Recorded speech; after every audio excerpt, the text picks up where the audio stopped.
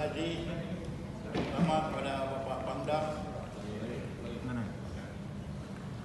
Terima kasih kami terutama kepada Bapak Pangdam Iskandar Muda dan seluruh pejabat Kodam yang telah memperhatikan kegiatan kami yang kami luncurkan pada tahun 2013 dan di-launching tanggal 10 April 2013.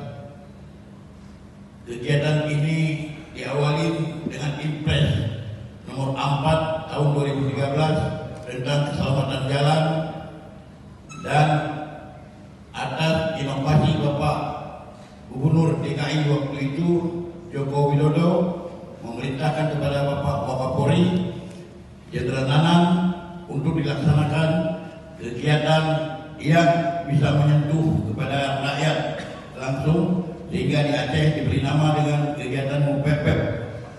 MUPEPEP ini adalah sebuah kegiatan edukasi terhadap pemakai jalan agar terhindar dari kecelakaan dan pelanggaran, sehingga diharapkan seluruh pengemudi akan memahami cara mengemudi yang baik.